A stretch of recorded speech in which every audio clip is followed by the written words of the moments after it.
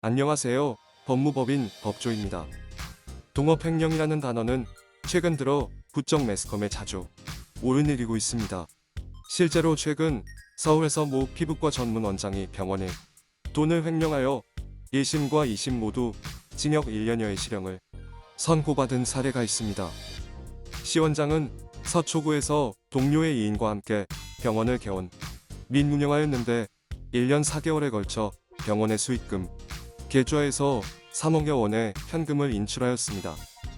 병원을 위해 썼다면 문제없겠지만 이 금원 모두는 본인의 처가에 가져다 주거나 지인에게 투자하는 등 개인적 용무를 위해 사용되었습니다. 또한 사용 이후 다시 병원 계좌에 채워 넣지 않아 이를 알게 된 동료의 이인은 동업횡령으로 시 원장을 고소하게 되었습니다.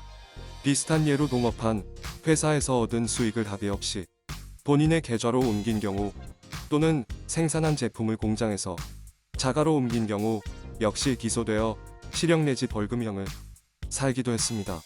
처음부터 이들이 동업자들을 기망할 의도가 있었을까요? 그런 경우는 거의 없습니다. 동업은 보통 자금 사정 등의 이유로 혼자서는 사업을 시작하기 어려운 경우 목적이 맞는 친척 및 지인들을 끌어들여 시작합니다. 사업이 늘 순탄하게 이어진다면 좋겠지만 그게 아니라면 자연스럽게 여러 마찰들이 생겨나게 됩니다. 특히나 A와 B 동업자의 의사가 서로 다른 경우, 그래서 사업 방향성을 못 잡고 악화되는 경우 한쪽이 독단적인 조치를 취해버린다면 그 즉시 동업 분쟁의 길이 활짝 열리는 것입니다. 동업횡령이 난처한 점은 무조건적으로 누군가는 금전적 손해를 보았지만 그렇다고 피해자와 피의자가 완벽히 갈리지는 않는다는 점입니다. 일반적으로 동업관계에서 발생한 문제는 민사소송, 즉 손해배상 청구를 통해 해결하곤 합니다. 그러나 민사의 형사가 더해지는 경우도 많습니다. 형사범죄는 횡령과 배임이 일어나는데 거기서 이득액이 많다면 특정 경제범죄가 중처벌법이 적용될 수도 있지요. 동업횡령 사안에서는 피해자와 피의자의 관계가 핵심이며 횡령죄는 재물을 보관하던 자가 타인의 재물을 어떻게 착복하였느냐가 핵심입니다.